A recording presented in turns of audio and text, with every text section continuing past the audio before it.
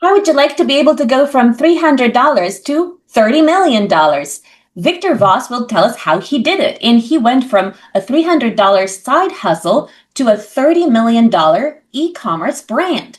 And tell us, Victor, how did you do it?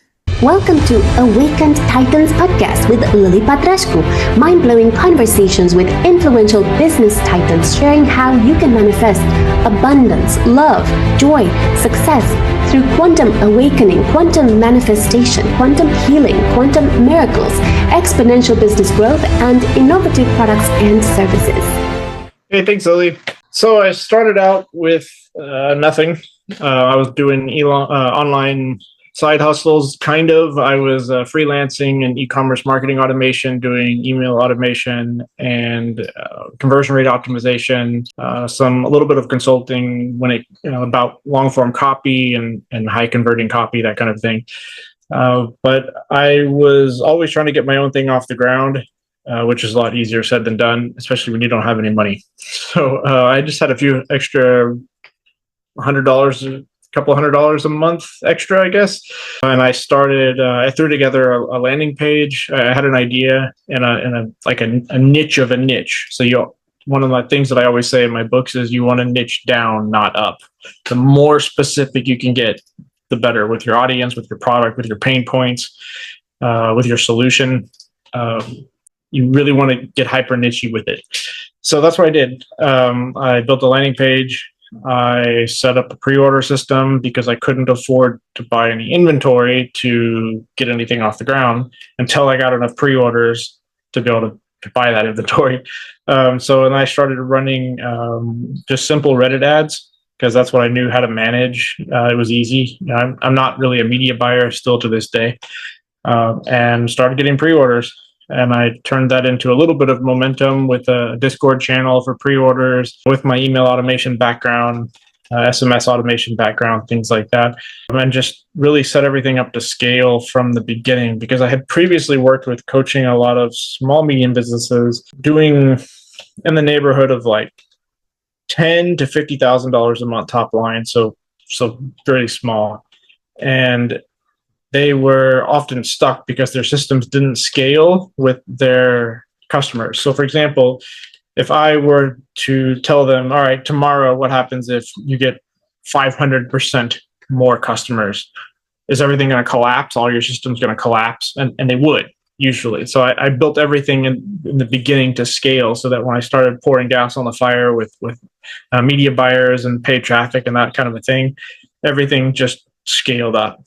So the first year, I kicked it off in January 2018.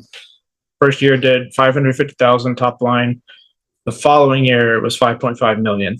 So you can see the systems that I set up scaled with the customers as opposed to having everything collapse at some point and be unable to grow up without revenue. So and then that it just kind of kept going. So. Thank you. Tell us, what are your 10 commandments for someone who, let's say, is currently selling $300 per month and wants to scale to 30 million?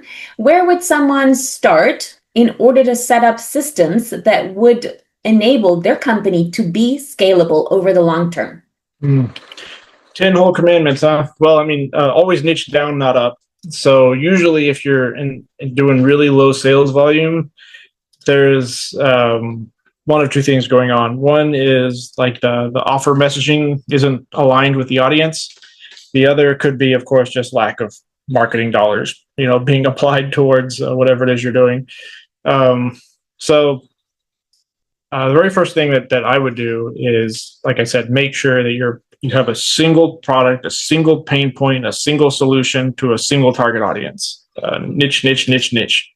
And so that you're using the same jargon that they use, the same slang, the same, you want to be one of them. And so they want to see, you need to be viewed as that with whatever it is that you're marketing. Now, of course, when you ask me, what could somebody do? I'm assuming that they're selling online, right, at this point. So that's what my expertise is. I'm not like a brick and mortar guy or anything like that. So Then your fulfillment needs to scale if you're selling a physical product. So inventory / fulfillment, the whole supply chain, you have to have that ready to scale up. That's a lot easier said than done. If it's digital, of course, you don't have that problem. So that's great. That's why I'm a big proponent of digital products and like my books and stuff. And then you need to have customer service that scales. People oftentimes don't think about this.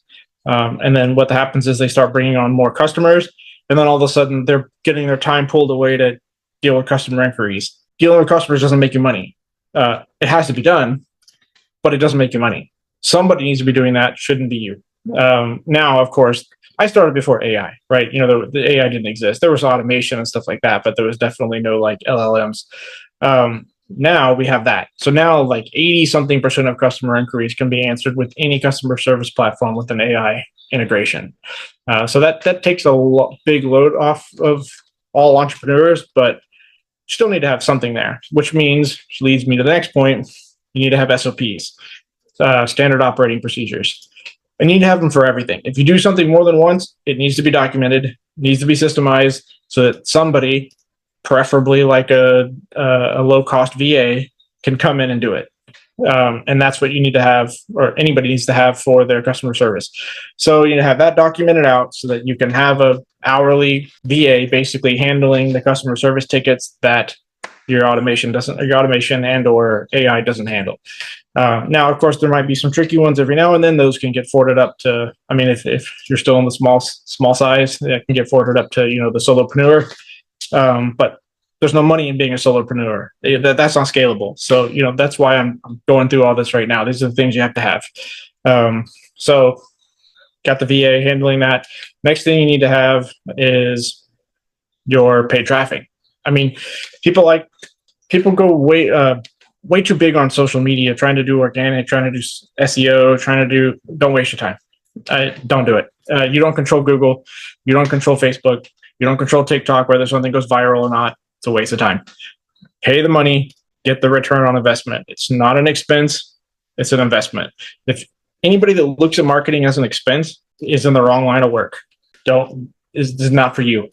So, but if you're getting, the idea is to systemize where you put in $1 and you get $1+ back, 1 plus X, where X, A, covers your marketing expenses, B, covers your cost of goods, et cetera, et cetera. So you need to aim for the proper ROAS, which is return on ad spend, that allows your company to scale. Then you just pour fuel on the fire. And you're accelerating that system up until you reach diminishing returns. Now, of course, it's a lot easier said than done. And then there's a lot of different ways you can branch out in terms of both your paid marketing, in terms of your follow-up, which that leads me to the next step. Before you start throwing money at paid, you need to have a really solid lead nurture system in place, which means a method to capture, probably a lead magnet, definitely email automation follow-up, definitely SMS automation follow-up. You need your welcome series, your intro, your nurture, your abandoned cart, all that kind of stuff needs to be dialed in. Can't scale without it. These are like, the core e-commerce basics that you got to have. Obviously, a decent sales funnel, checkout system, checkout flow, whatever it is, which also leads me to you have to have upsells. You need to have, full-on upsells. You need to have like order bumps, which is like no-brainer add-ons. Those are imperative because you have to maximize your initial average order value to maximize to hit your ROAS goals on paid. You're not going to be able to do it otherwise. So you got to have all this stuff locked in. And of course, all of the upsell automation that upsells them everything that they didn't choose during checkout, that has to be in place. So does just making them feel good about what they purchased. So their post-purchase automation, that has to be in place. What happens after they buy? They need to get emails about that, SMSs about that, adjacent product offerings, et cetera, et cetera. Again, this is all the core marketing automation that has to be in place before paid spend, but it's imperative for scale.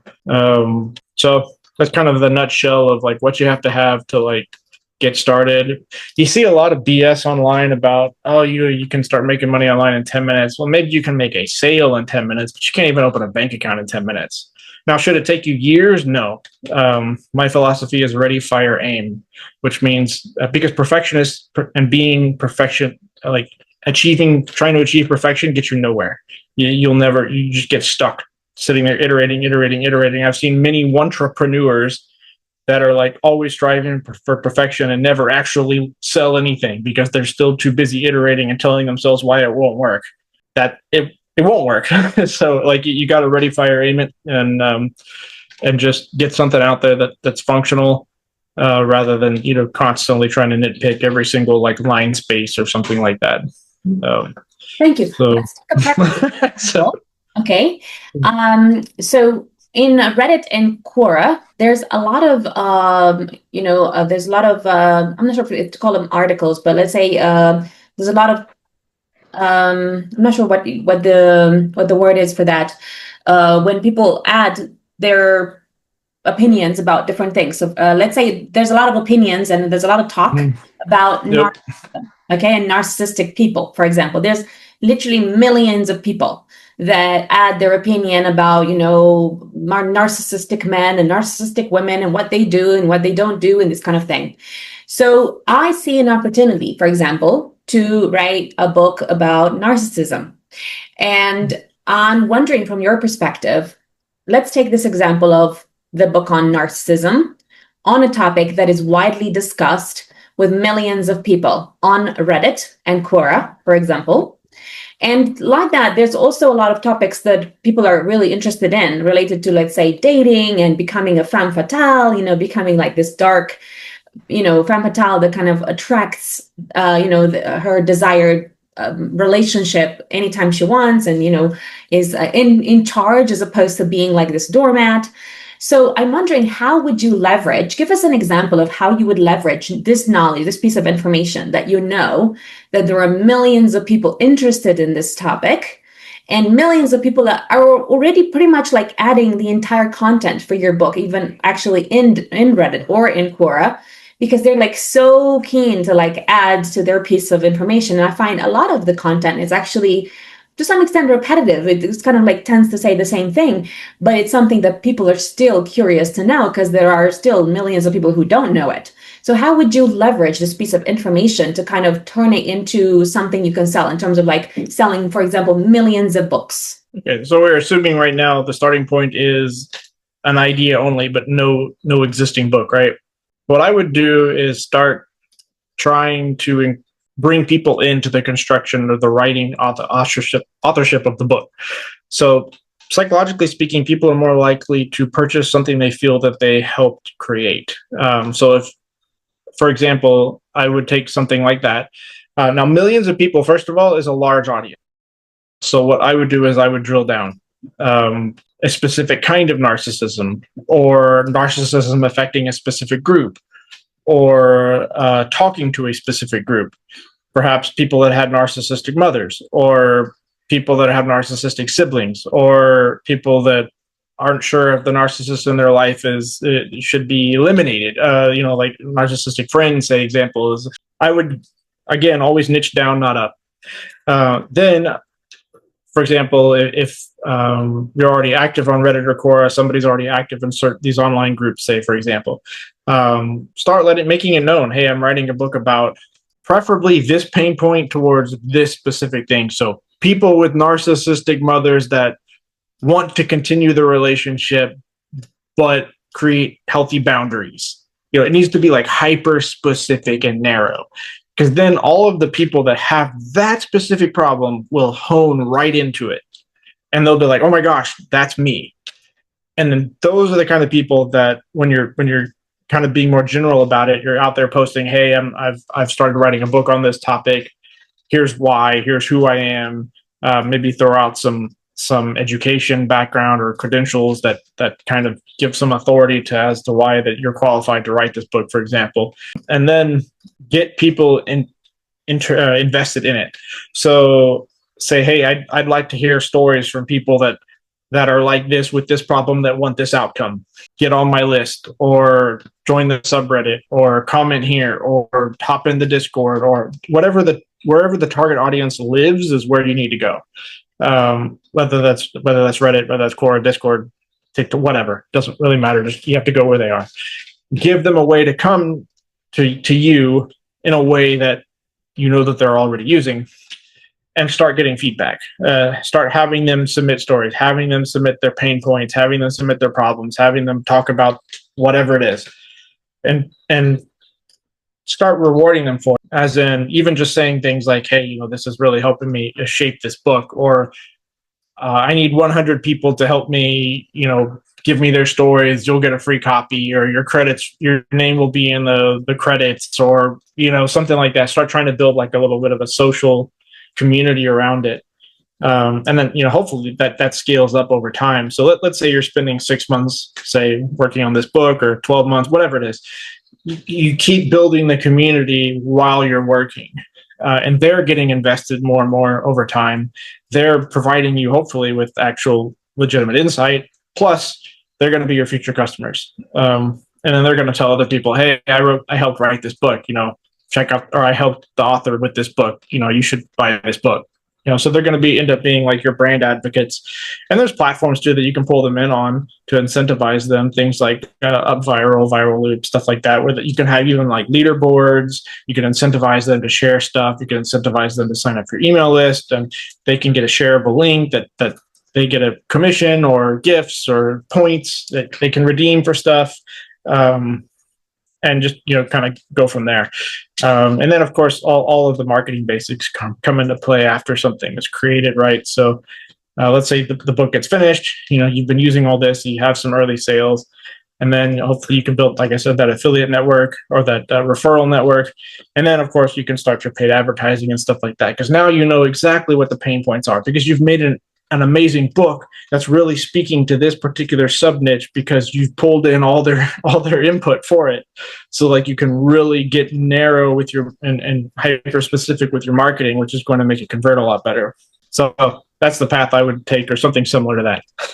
Thank you. So first of all, why is it so important for it to be so niche, so specific? For example, why not like a generic topic of, the narcissist rescue kit, which applies to millions of people, versus like a super targeted, sub niche?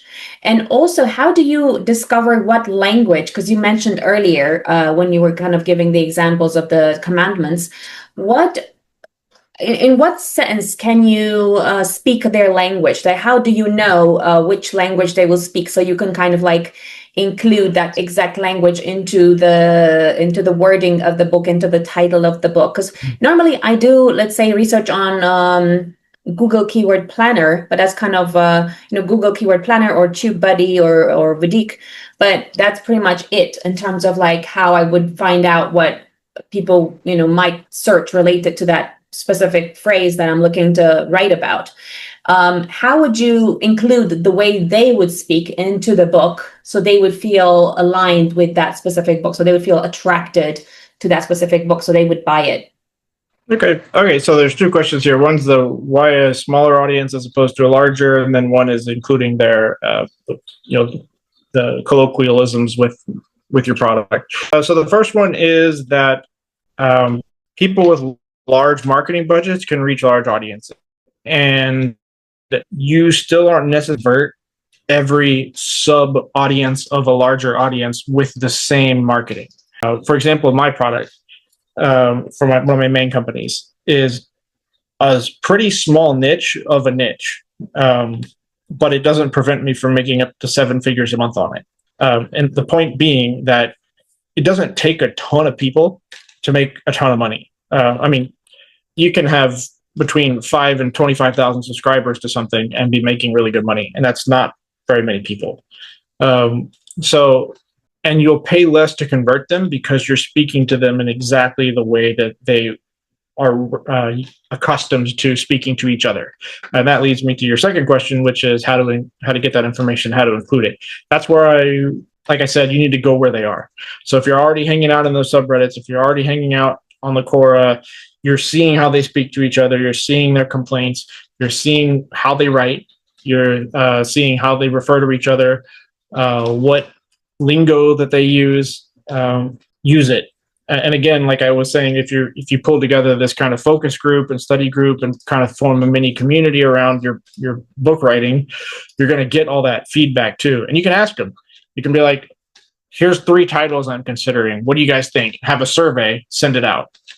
etc. I mean, that's what I did a lot of that when I was first launching my company. I was just constantly asking my pre-order Discord channel stuff because I didn't know the space at all. And you don't have to know the space to make a lot of money in it, but you have to know your audience. You have to know how they perceive what you're selling, how they speak to each other.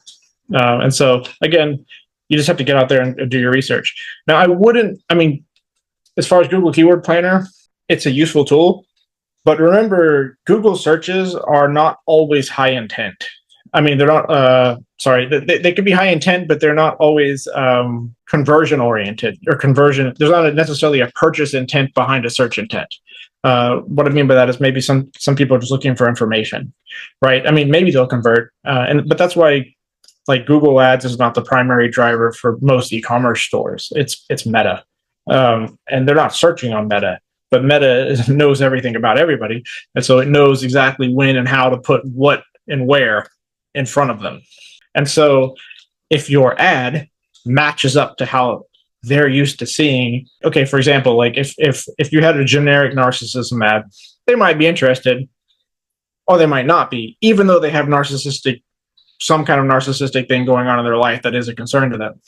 But if they see you have people with narcissistic mothers that still want to talk to them ad, they're going to much more readily identify to that if that's the problem that they have. And so the click-through rate, the conversion rate is going to be a lot higher for that, which means your return on ad spend is going to be a lot higher.